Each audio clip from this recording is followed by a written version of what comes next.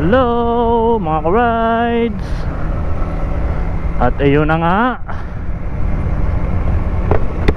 pagkatapos ng isang taon mahigit, napadpad na naman tayo dito sa Riders Haven, dito sa Marilaki. Matagal din natin hindi napadpad dito. Mahigit isang taon nakapag-rides din ulit dito. So nagso-solo ride lang tayo. So ang gamit ko ngayon is Yamaha MT-15 ng aking kapatid na hiniram lang natin. So dahil nandito na rin naman tayo,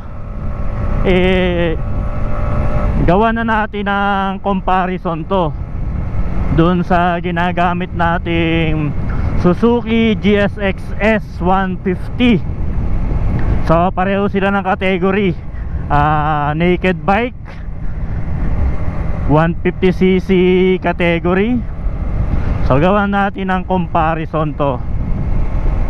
So kasi ang lagi nating ginagamit yung Suzuki GSX S150. So ginagamit natin sa rides, sa endurance. So dito tayo magpo-focus muna sa MT-15. Ano ba yung pinagkaiba nito sa Suzuki GSX S150? Yung kanilang handling, performance. So yung looks depende na yon sa tumitingin syempre. Paano masabi? So disclaimer muna,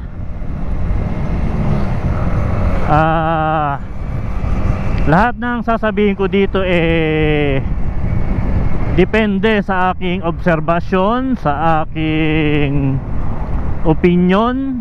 So hindi ako eksperto para sa mga ganitong mga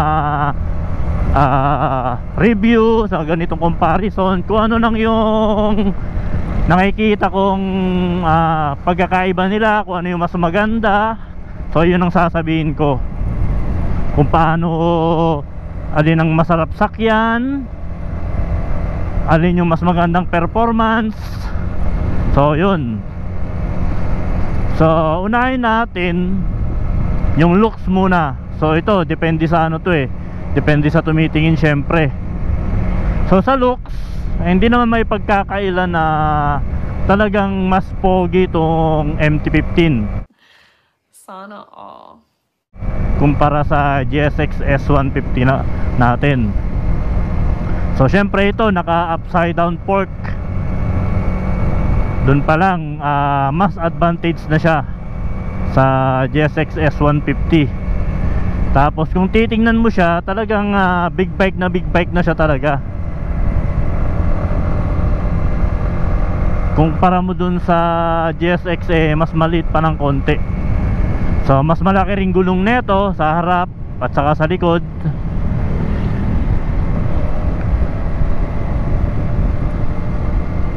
Tapos doon naman tayo sa kanila, sa kanyang sa kung paano i-drive itong dalawang to. Ito yung malaking pagkakaiba kasi ng dalawa. So dito sa MT-15, pagsakay mo, mapapansin mo agad yung kanyang seat height. So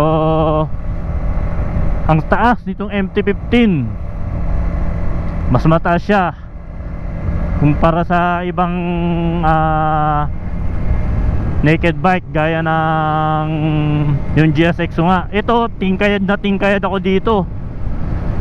So nahihirapan ako pagka yung tutungtungan mababa para ako matutumba.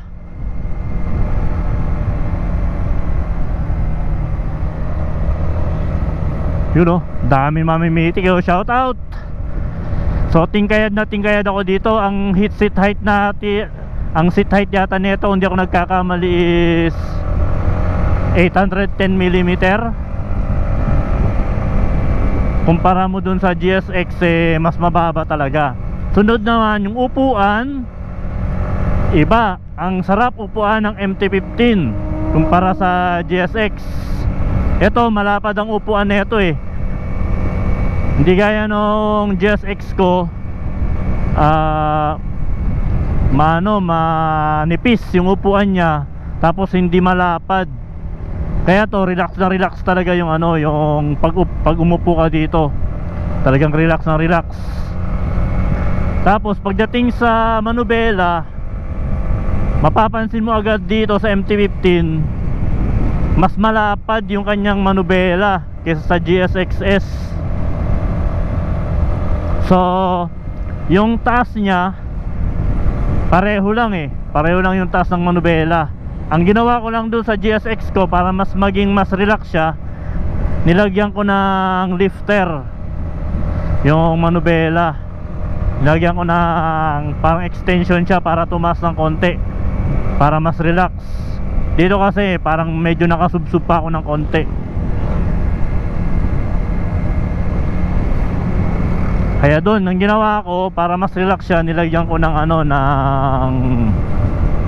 handlebar riser. Yun, handlebar riser, para medyo tumaas siya. So sa handling, mas nimble tong mas magaan dalhin tong MT-15. Kasi syempre malapad yung gulong niya kaysa dun sa GSX-S na 150. So pagdating dun sa kanyang handling,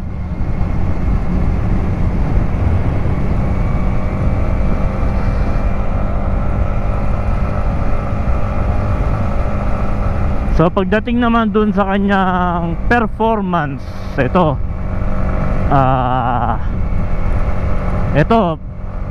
sa base sa obserbasyon ko, parehas ko silang nagagamit. Para sa akin siguro kanya-kanya din tayo ng preference pagdating sa performance sa makina. Sa shock, ganyan, shock absorber. Pagdating sa shock, mamaya natin pag-usapan yung makina ng dalawang motor. Pagdating sa suspension, iba talaga yung pagkakaiba ng MT-15. Suabing-suabe yung kanyang suspension, dahil siguro naka upside down fork siya. So mas maganda yung play ng kanyang shock, pati sa likod. Makapansin mo din mas malambot yung shock na ito sa harap. Yun ang pagkaiba nila. Mas masarap nung sakyan kaysa sa GSX S150 ko. So pagdating sa makina, sa performance, eto hindi matatago talaga, na hindi mapagkakaila na torque talaga siya. Matorque tong MT-15, ang lakas ng hatak. Ramdam mo yung pagpiga mo, merong merong hatak. Hindi kagaya sa GSX 150, hindi mo basta-basta ramdam yung yung torque. Kailangan mo pang mas galitin yung makina para maramdaman mo.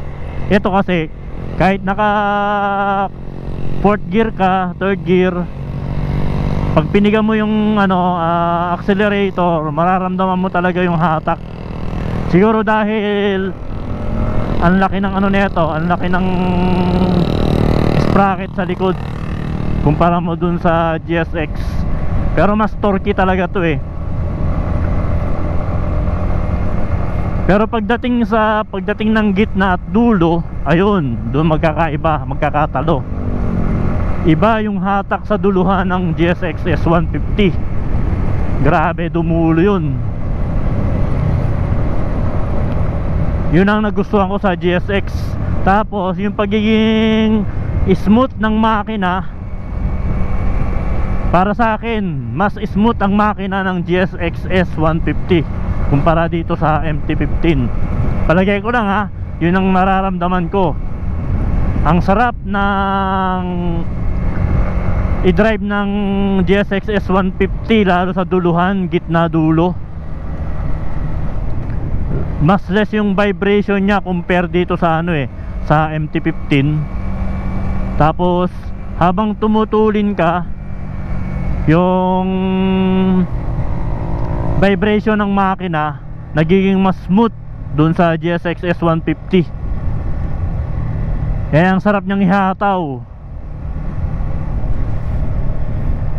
Dito kasi medyo parang nagiging garargal pagka nag-high RPM na eh. Doon sa GSX-S smooth na smooth talaga. Tsaka iba talaga dumulo yung ano, yung GSX S150 kumpara dito. Gate na dulo. Tingin ko talaga, palagay ko lang, sisibakin talaga tong ano, MT-15 pagdating sa diretsuhan, sa ano, sa duluhan. Hindi talaga mananalo tong MT-15 sa GSX. Iba yung makina ng GSX talaga. So yun, yun ang masasabi ko tungkol sa kanilang ano, sa dalawang naked bike ng ano, ng 150cc category. So anong verdict natin dito? Ako, ito palagay ko, kung sa looks, panalo talagang ano, ang MT-15. Wala kang masasabi. Pero para sa akin, mas prefer ko yung performance ng GSX S150, yung smooth ng makina. Mas prefer ko yun kesa dito. So kung papipiliin ako, sa GSX-S pa rin ako. Hindi pa kasama dito pala yung presyo ng dalawang motor. So ang laki ng diferensya ng presyo ng dalawang motor eh. Yung GSX-S 150 nasa 130,000 mahigit lang. Ang laki na nga tinaas ng presyo ng GSX. Dati nasa parang 112,000 lang yata yun, tapos tumaas na ng tumaas. So ito tong MT-15 parang 168,000 yata to, 170 ganon, nagre-range ng ganyang presyo. So mas pipiliin ko pa rin yung performance ng makina kaysa sa looks, yung handling, yung smooth ng ano, ng rides, suspension. Tutusin, mas maraming advantage talaga tong MT-15 kaysa sa GSX, maliban lang sa presyo. Kasi siyempre yung iba sasabihin na mas okay pa rin yung MT-15 sa makina, mas matorque, mas matulin. Pero para sa akin, iba pa rin sarap ng dalhin ng GSX eh. Lalo pagka ratratan, hatawan, hindi ka talaga papaiwan dun. Sisibak at sisibak talaga yun kung mga 150cc category lang. Kahit mga kargadong mga motor na alanganin yung mga setup eh, iba talaga yung ano, yung GSX S150. So nandito na ako sa Manukan, ang daming ano, mga motor. Yung mga tropa kaya tayo dito. Saan kaya yung mga malulupit na ano dito? So yun, verdict, iba talaga yung kapogian ng MT-15 kaya sa GSX. Pogi din naman yung GSX-S, mas lalo na pag pinalitan mo ng ano yun, ng upside down fork. Ang pogi din tingnan nun.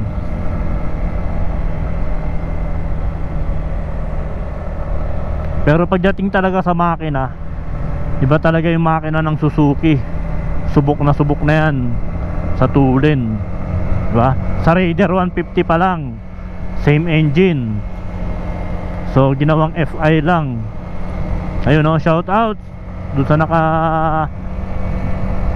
GSX na itim na yun.